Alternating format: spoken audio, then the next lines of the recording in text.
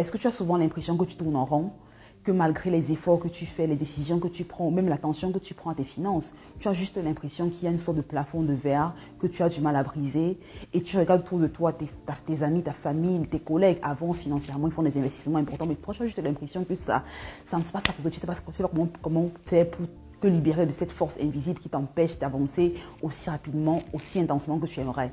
Si c'est un sentiment qui t'habite, c'est parfait parce que dans cette vidéo, je te parle exactement de 5 signes qui montrent que tu as été consciemment ou inconsciemment programmé pour être pauvre. Ce sont des signes, des habitudes, des facteurs qui ont pu être acquis au cours de l'enfance en grandissant à travers ce que les gens ont dit, les parents disaient, la société a dit autour de toi, qui ont fait que tu aies des pensées limitantes autour de ce que tu peux apporter, de ce que tu peux créer, de la personne que tu es au final.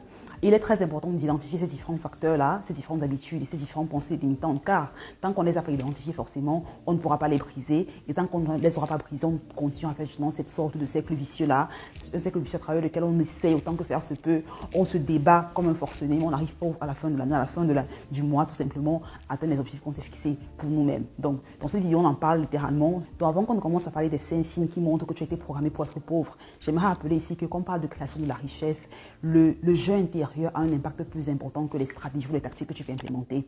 Car ce que tu as autour de toi, que ce soit le boulot que tu as, la maison dans laquelle tu vis, le partenaire avec lequel tu es, la voiture que tu conduis, ce sont tous des éléments que tu as visualisés, que tu as voulu, que tu as désiré par le passé, qui à un moment donné sont tout simplement matérialisés. Ça veut dire que les actions, les pensées que tu as au final vont créer la réalité que tu auras par la suite. Et donc si on veut changer la réalité qu'on a, il est important de commencer par changer la pensée surtout qu'on a, parce que les pensées détermineront les actions qu'on a. Tout commence par la pensée. Donc ça veut ici dire que le plus important, ce n'est pas tant qui tu es, ce que tu as, mais ce que tu penses mériter au fond de toi et qui tu penses être. Parce que ton environnement extérieur ne sera jamais plus beau, plus intéressant ou meilleur que ce que tu penses être au fond de toi. Si tu penses par exemple que tu es quelqu'un qui mérite de gagner 50 000 € par an dans un boulot quel qu'il soit, forcément quand tu vas négocier le salaire, quand tu auras une offre de salaire, tu te rends compte que forcément ce qu'on t'offre autour de ce que tu pensais mériter, même si tu as un boulot qui est mieux payé que ça, forcément tu vas trouver un moyen de t'auto-saboter et de rentrer à ce que tu penses vraiment mériter. Si tu es par exemple quelqu'un qui pense mériter 200 000 € par mois, tu vas trouver, même si vraiment tu gagnes 70 000 € par an par exemple, tu vas trouver des stratégies pour augmenter ton revenu, arriver à 200 000 € par exemple. Et c'est pour ça que c'est très important de commencer par se demander qui est-ce que je pense être vraiment, quelle est mon identité, parce que l'identité que tu as déterminera les actions que tu vas prendre, déterminera les pensées que tu auras également. Donc c'est important de commencer par se demander qui est-ce que je pense être vraiment, quelle est mon identité, est-ce que les pensées que j'ai, est-ce que les actions que je prends sont en accord avec l'identité que j'ai. Si la réponse est non, c'est le premier travail à faire en fait.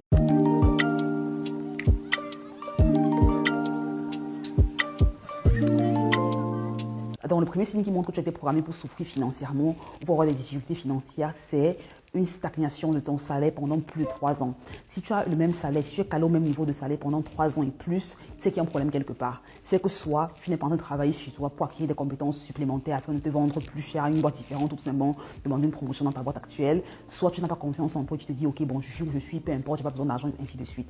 Quoi qu'il en soit, si tu passes plus de 3 ans avec le même salaire dans une même boîte et autres, ça veut dire quelque part il y a un truc qui ne marche pas. Quelque part ta confiance en toi n'est pas vraiment ça, ton estime de toi n'est pas forcément où elle devrait être, ou tout simplement tu es quelqu'un qui est tout simplement confortable dans ce qu'il fait présentement et tu n'aimerais pas gagner plus. Quoi qu'il en soit, c'est un signe qui montre que tu es programmé pour être pauvre. Pourquoi? Parce que l'être humain, tout être vivant aspire à grandir. Même les plantes, même les baobabs continuent de grandir. Les fleurs continuent de pousser. Ça veut dire qu'en tant qu'être humain, on a un désir inné de continuer à grandir. Professionnellement, dans sa relation, physiquement. Et donc, une fois qu'on perd cette envie de grandir, ça veut dire qu'il y a un truc qui s'est passé quelque part. Ça veut dire qu'il y a un truc subconsciemment ou inconsciemment qui ne marche forcément pas.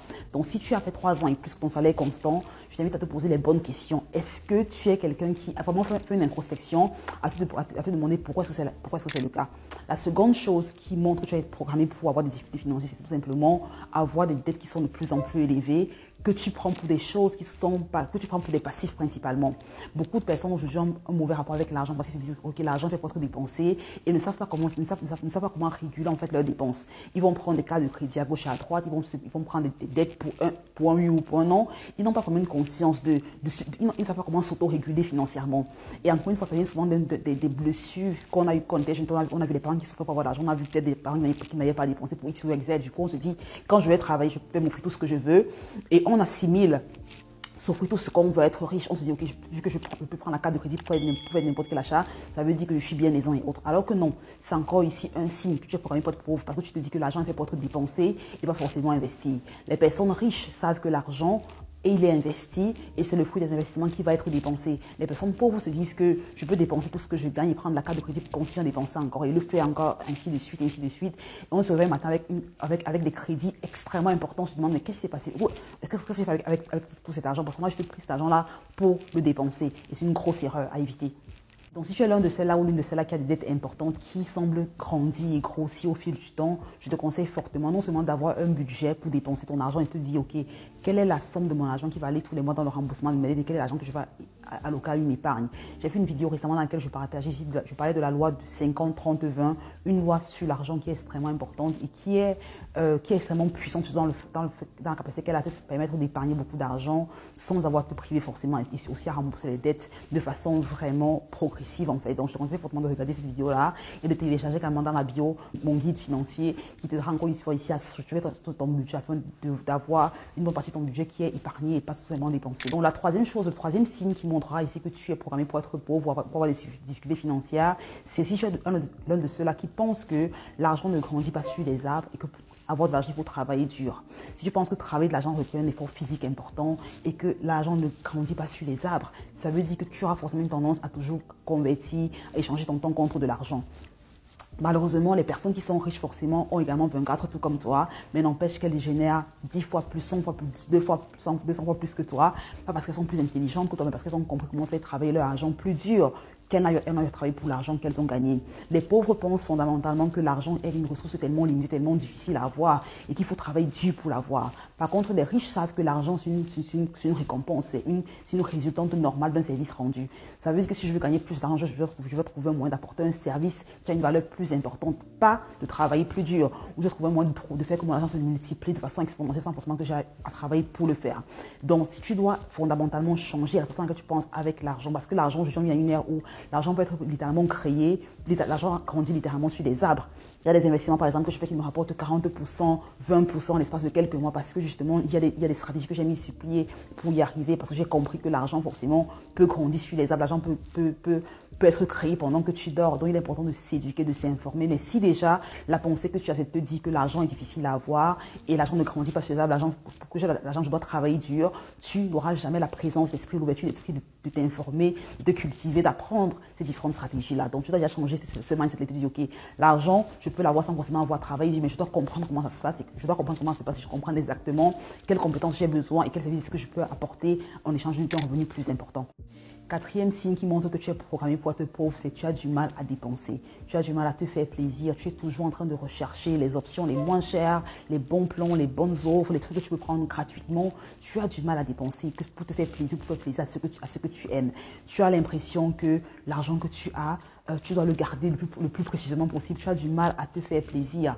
Et c'est un gros signe que tu as un problème avec l'argent parce que la plupart du temps, on grandit dans les familles où malheureusement, des fois, les parents nous disent « Ok, l'argent est très difficile. On va au magasin, prend la chose la plus moins chère dans les étalages. L'argent n'est pas facile. J'ai pas assez d'argent. » Les parents nous disent tellement ça des fois qu'on grandit en fonction des familles dans laquelle on vient, on grandit en se disant que l'argent est dur, l'argent est difficile, l'argent est rare. Le peu que j'ai, je dois le garder très précieusement. Je ne vais pas le dépenser.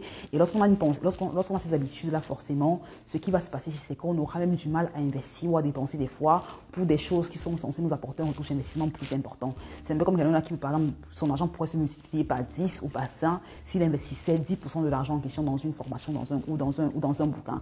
Vu que forcément la personne est tellement radin avec elle-même, elle dit que non, c'est une dépense trop forte. C'est la raison pour laquelle on dit souvent que les riches achètent du temps avec de l'argent, tandis que les pauvres vendent leur temps pour de l'argent. Parce que les pauvres valorisent plus l'argent que le temps, tandis que les riches comprennent que pour accélérer en temps, pour accélérer en termes de connaissances et de compétences, ils ont besoin de payer pour avancer plus rapidement. Et donc c'est important de dire, est-ce que je pense que mon argent c'est une ressource que je dois tout simplement utiliser pour avoir des services, des produits et me divertir, m'instruire, m'éduquer, avoir une expérience de vie plus intéressante pour moi, mes enfants, mon partenaire, ou est-ce que l'argent c'est quelque chose de vraiment très fini et très limité et si je paye le moins de centimes, c'est la fin du monde.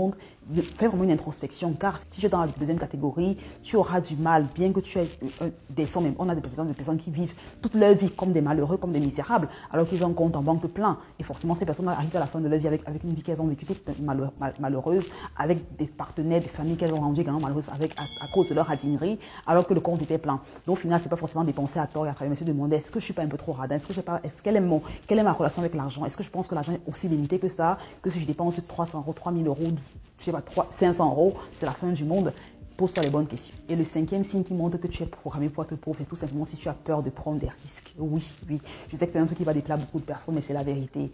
Si tu es quelqu'un qui aspire à l'indépendance financière, à l'abondance financière, même à la sécurité financière, il est important que tu comprennes que le risque est une partie intégrante de la vie de tous les jours. C'est un peu comme le salarié qui a tellement peur d'investir parce qu'il se dit non, c'est risqué de lancer un business, d'investir dans la bourse, d'investir dans l'immobilier, patati patata, et qui s'accroche tellement à son boulot parce qu'il se dit que donc, au moins son boulot c'est sûr, et qui du jour au lendemain se retrouve licencié. Forcément, cette personne a vu qu'elle était tellement averse au risque, a fini par mettre tous ses œufs dans un même panier et a eu un risque encore plus élevé. Donc je t'invite fortement à, non seulement, je ne dis pas forcément d'investir dans tout ce qu'on nous propose, mais fais une étude, et notamment de ceux-là qui disent non, qui sont suspicieux à tout ce dont on leur parle, et qui se disent non, il y a forcément un anguille sur roche. Rappelle-toi que dans la vie, tout est risqué. Je veux dire, traverser la rue est risqué, conduire en voiture est risqué, prendre un vol est risqué, investir dans la crypto-monnaie est risqué, investir dans un business est risqué. La seule différence de risque, la seule différence, c'est la capacité que tu as, toi, à t'éduquer, à t'informer, à te former surtout autour de ce dans quoi tu investis. Parce que plus tu es formé, et moins c'est risqué. C'est comme quand quelqu'un voit Lewis Hamilton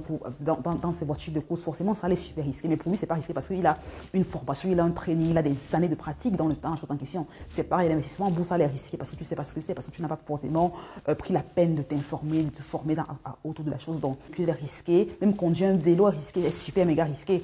C'est parce que tu apprends à le faire. Donc, dis-toi que ça c'est parce que je n'ai pas encore appris à le faire et ne te limite pas à ce niveau-là. Car moins tu seras enclin par des risques et moins la capacité que tu as gagné d'argent sera limitée, car tout ce qui va te permettre de générer ton revenu, d'augmenter le revenu, aura forcément une composante de risque qui sera inclus en elle. C'est juste la vérité. Donc voilà un peu 5 choses, 5 signes qui montrent que tu es programmé pour avoir des difficultés financières et que tu dois absolument briser les chaînes aussitôt que faire se peut pour éviter que ces problèmes générationnels ne se transmettent à tes enfants. Parce que malheureusement, nous, on a hérité des pensées limitantes de nos parents, on a hérité des pensées limitantes de nos grands-parents qui nous disaient ok, travailler, il faut vraiment, c'est dur, c'est difficile, il faut fournir des efforts physiques intenses. Parce qu'à leur époque, justement, c'est comme ça qu'on gagnait de l'argent. À leur époque, on devait travailler dans les champs toute la journée, on devait aller dans une usine, travailler toute la journée pour avoir de l'argent. On vit à une ère où les choses sont totalement différentes, on vit à une ère où les réalités sont également totalement différentes, et ce serait complètement erroné de vouloir prendre un schéma qui a marché en 1980 et penser que ça marchera pour nous en 2023. Absolument pas. Donc il est important vraiment de gratter le CV, de changer le disque et de se dire ok, est-ce que les pensées que j'ai aujourd'hui sont vraiment conductrices de la création de la richesse? Si les pensées sont pas conductrices de la création de la richesse, c'est le moment de changer le disque et de changer les pensées. Donc voilà un peu, dis-moi en commentaire quelle est la pensée limitante que tu penses te concerne ou te ressemble, ou quelle est la pensée limitante que tu penses bloque beaucoup de personnes dans la création de la richesse que je n'ai pas mentionné dans la vidéo. J'aimerais apprendre de toi également. Si tu n'es pas encore abonné, sur t'abonner, télécharge mon guide de planning financier pour apprendre comment gérer tes finances de la façon la plus belle qui soit. Regarde cette vidéo où je parle sur la loi de 50-30-20 pour mieux gérer tes finances. Et je te retrouve au prochain épisode. Je te souhaite une excellente journée, une excellente semaine, une excellente vie. Prends grand soin de toi. Bye bye.